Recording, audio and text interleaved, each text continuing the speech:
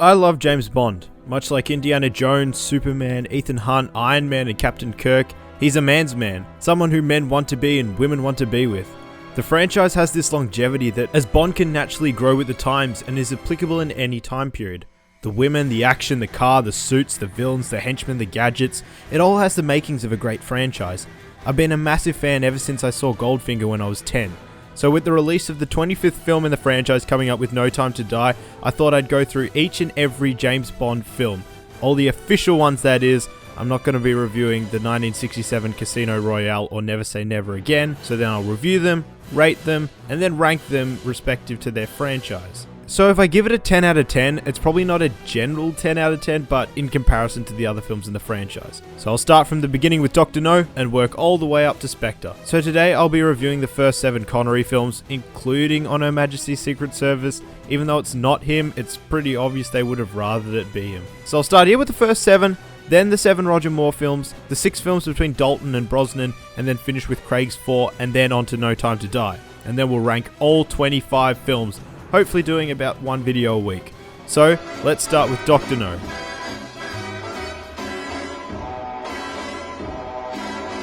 Dr. No is fine. Unfortunately, this film hasn't aged very well. The film has a really strange pacing. The acting isn't the best.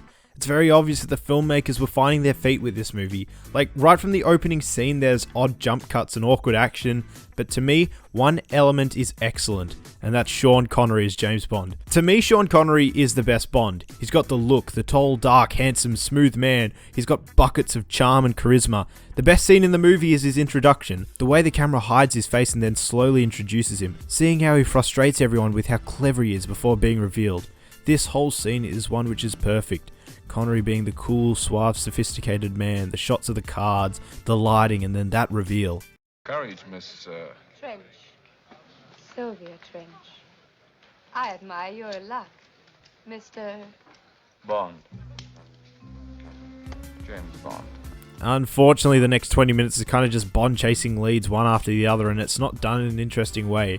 It's just Bond finds this thing that leads him to another thing for a good 20 minutes. He meets this Dent guy who's working for Dr. No, who gives him a tarantula to kill Bond, even though tarantulas don't have venomous bites. And then we get that infamously stupid scene where Bond kills a spider, even though it ain't deadly.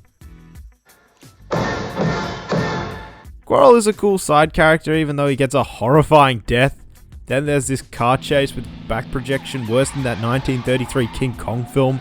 Also, a staple of the early Bond films is that they never knew that the cars don't just blow up on impact. Then we go to Crab Key and it's pretty terribly lit to make it look like it's night when obviously it was daytime. Then we get the famous scene of Honey Rider with Ursula Andress and the strange dubbing since her English was not so great.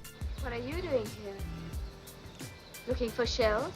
We meet Dr. No, a German-Chinese scientist, and we are introduced to Spectre because the US and the Soviets rejected him, and he wants to stop a shuttle from launching with the use of his beacon. This is where we are given the first in a long line of Bond tropes. I'm going to place him in an easily escapable situation involving an overly elaborate and exotic death. Then he escapes. We get kind of a clumsy third act where Bond easily escapes through the air vent in his prison cell, then punches guys while wearing a hazmat suit. Then we get a slow fight before No gets irradiated. Also, look at what they had Honey rigged up to. This is even worse than the cell. So then Bond gets it on with Honey before being stranded at sea. So as the first movie, Dr. No's an alright film, but it's very much kind of just a stock standard Bond adventure compared to what was to come later. It's not as great as other franchise starting films like Star Wars, Raiders or Rocky, but it does make for a decent viewing while watching all the films together. So I'll give it a 6 out of 10. Let's go to Russia. From Russia with love. To me, From Russia with Love is the best pure spy film in the franchise.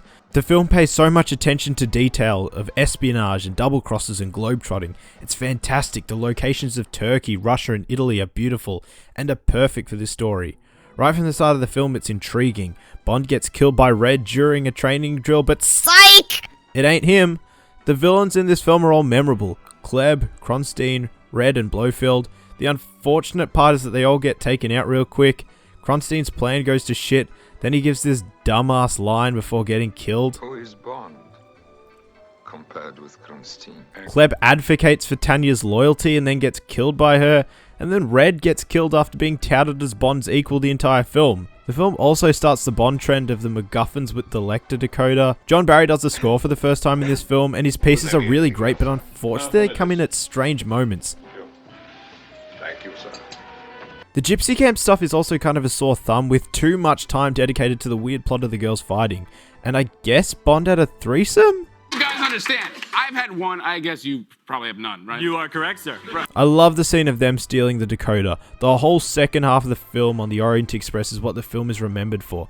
The atmosphere of the train is tense, the lighting is always so moody, and it makes every scene of dialogue more compelling with the constant movement and the ticking time element of the train. However, once they get off the train, logic kind of goes out the window for the villains. The guys in the helicopter somehow can't hit the truck, and then they just stop chasing them in the boat so Bond can blow them up. So, From Russia with Love, it's pretty good. A really neat spy plot, but unfortunately the villains and their just idiotic logic just drags this film down a lot for me. So, I'll give it a 7 out of 10. Now on to one of the best. Goldfinger is great. To me, this is Connery at his best. He's cool and suave as always, but I love how in this film, he's met his intellectual match in Goldfinger. Goldfinger is one of, if not the best Bond villains. His motives are purely monetary, and it isn't a heist either. He plans to irradiate the US gold supply for a term which will last easily the rest of his life in order to increase the value of his own supply. That's it. And even Bond admits it's genius. But apart from this, the film has incredible set design, one of the best Bond girls, an awesome henchman, the best car, one of the most iconic song and title sequences in the franchise, this brilliant moment.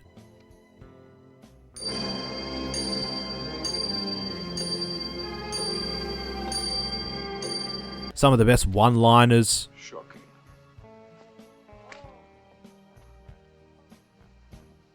Positively shocking. And that brilliant scene of Bond on the table.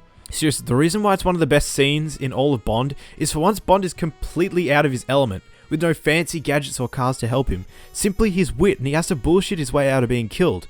Do you expect me to talk? No, Mr. Bond, I expect you to die. There are multiple times in the film where he tries to turn his charm on, but it has no effect. All the supporting characters are memorable. Jill, Tilly, Pussy, Felix, Oddjob, Kitsch. The score is one of the best. The cinematography is amazing. They finally figured out the lighting, so no scenes are filmed at day and then had the brightness turned down on them. The film does get a little slow when it gets to Kentucky, but it does give us these two great shots when Bond is in the prison cell.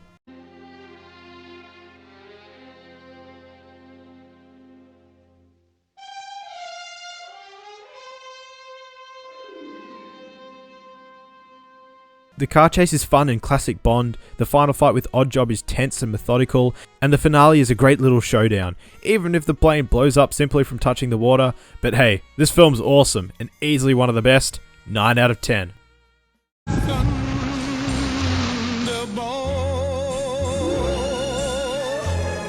Thunderball is okay. The start is cool with the fight and the random jetpack, but then they go to a sauna for 20 minutes and it completely tanks the pacing of the film. It's so boring and just ends up being a spy versus spy situation, and a Mad magazine type where the two are just pulling dumb pranks on each other.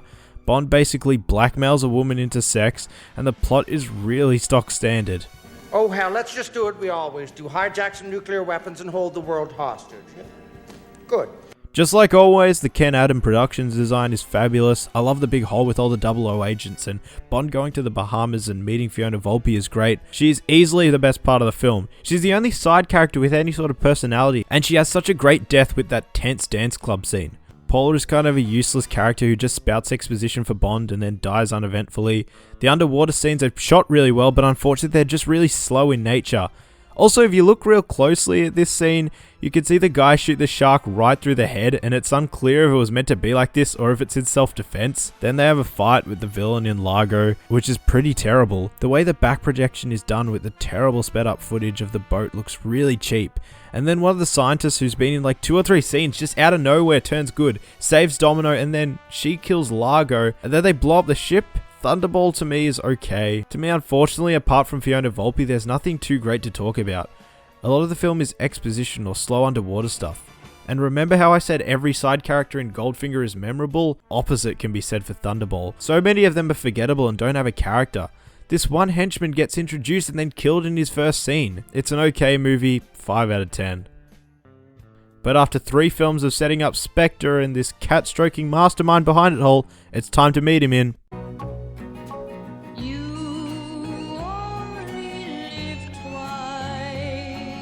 You Only Live Twice is alright. The start is kind of weird, a Bond death fake out for the 3rd time in 5 movies. It has a great song sung by Nancy Sinatra because Frank couldn't do it. But the interesting story with the song is that it was so rangy that Nancy had to do it multiple times and then the editors had to piece it together afterwards. The film starts off kind of stupid with Bond mummified, and then we're just straight into another Bond film. We meet Henderson played by Charles Gray, who I guess was the perfect specimen for Blofeld to later morph into. Tanaka is a pretty good Bond ally, even though he outs his nation as sexist. In Japan, men always come first, women come second. The Little Nelly helicopter chase is pretty fun and exciting, the stunt work is great throughout the whole film, and I love this helicopter shot of Bond running away from the bad guys. Also, there's another let's leave Bond in an easily escapable situation when Helga leaves Bond in the plane by himself to crash. The governments in the films are also inept as fuck. They somehow miss the fact that there are ships being launched from Japan, and they just dismiss it.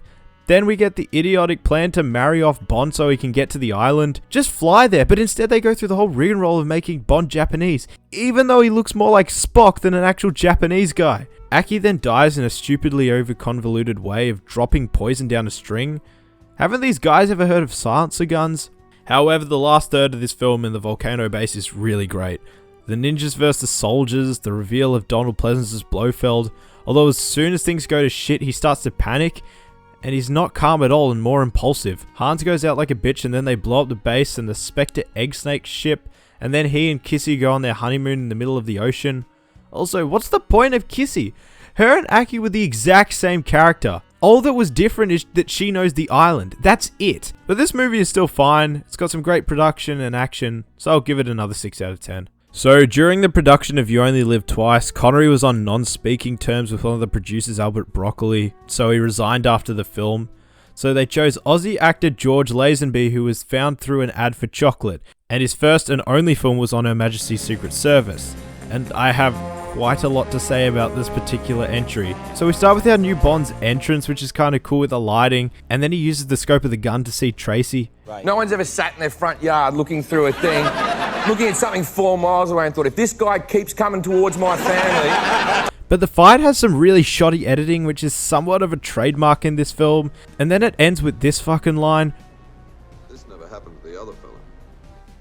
which fries the brains of every Bond fan, as it is extremely unclear whether or not this is the same Bond or a different guy, as referenced later in the film with the desk scene, and then later on in For Your Eyes Only with Tracy's grave. And the whole 007 name theory comes into play, which I'll link Calvin Dyson's video which goes into it in way more depth on this. So here I'll give my first criticism of George Lazenby.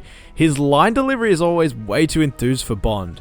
Connery was always subtle, however Lazenby just gives me major Andy Bernard vibes.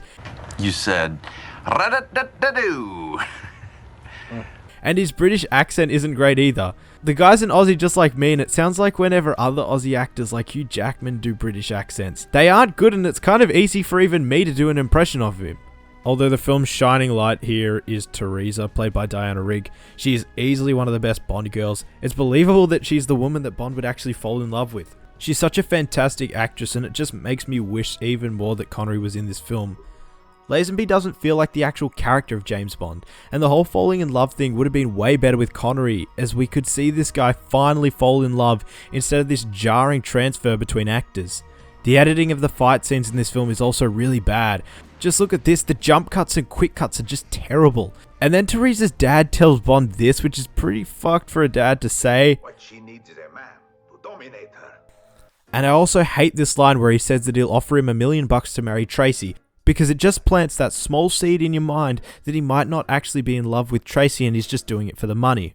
Also, the Moneypenny scene really irks me, because it seems like out of nowhere they have something actually going on. This isn't James Bond, it's just some overly jovial happy chap. Then he acts like a child in front of M and hands in his resignation, and then he kisses Moneypenny? Even though it was always a flirtatious banter between the two rather than anything actually romantic, all this while he's apparently falling in love with Tracy. To me, I think the writers got fundamental characteristics of Bond wrong here, and it's part due to writing and part due to Lazenby's weird performance. If he was a different guy altogether, then fine, but it's made pretty clear from the scenes with the desk that they are the same guy. The montage of him and Tracy falling in love is actually pretty good. The Louis Armstrong song is fantastic and was actually one of the last songs he sang before his death in 1971. Then the plot comes around and the movie comes to an excruciating halt when Bond disguises himself as Sir Hilary Bray, and then for the next half an hour we have to endure Bond in character as he snoops around Blofeld's mountaintop base. Also, I think he's meant to be gay by this line. Also, Blofeld just comes across as an idiot, as much as like how Lois Lane was fooled by a pair of glasses. Blofeld, this super megalomaniac genius, is fooled by glasses and a dumb hat. So despite being in love, Bond starts sleeping around again, and the bit with the Fraulein is actually a decent jump scare. That old cow told you. Fancy meeting you, Fraulein. And we learned that Blofeld is prepping these girls to bring disease to the world and infect the food sources, so then he can hold everyone ransom. Again? But this middle chunk is just so boring, there's no action, the comedy falls flat every time. Blofeld and Bond are both equally stupid and gullible. And then Bond escapes, but the editing continues to be pretty awful and jump cutty. There is some legitimately impressive stunt work on show, but unfortunately the editing is just so jarring. Also, when Bond is running around, he screams in fear when he sees a polar bear. What is this? Is this his snakes?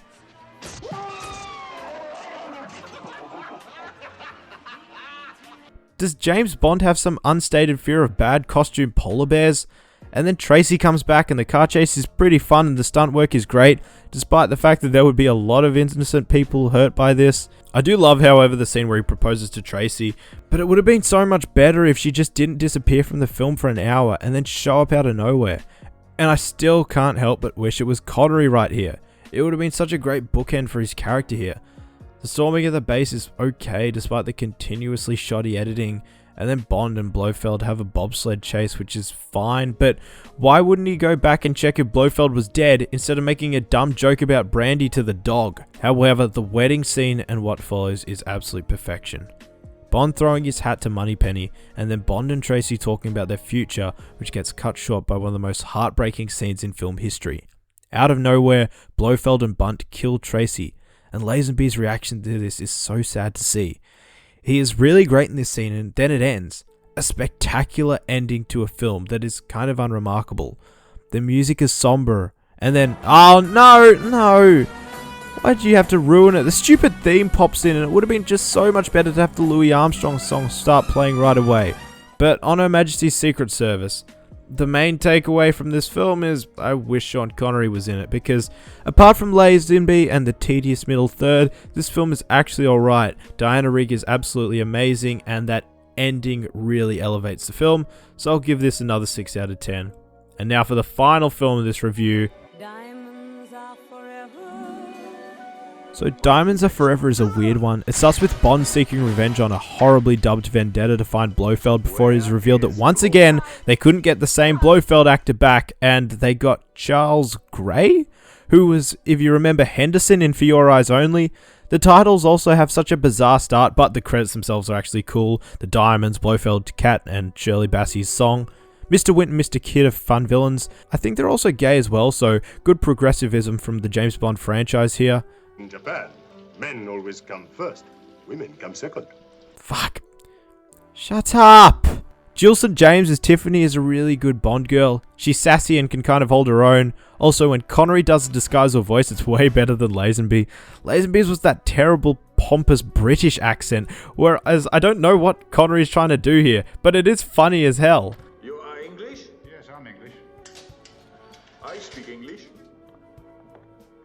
This movie actually works for me for the first half. The humor works because of Connery's reaction to everything and the one-liners. I got a brother. Small world. Hi, I'm Plenty. But of course you are. Plenty O'Toole. So he infiltrates this guy named White's base and then escapes the facility, exposing the producers as moon landing truthers. And then the following car chase is really great, but that stunt, it's fantastic, but how does it turn in the alley like that? Blofeld also has these clones, which is goofy as hell, but Giles Grey is having so much fun, I kinda love it.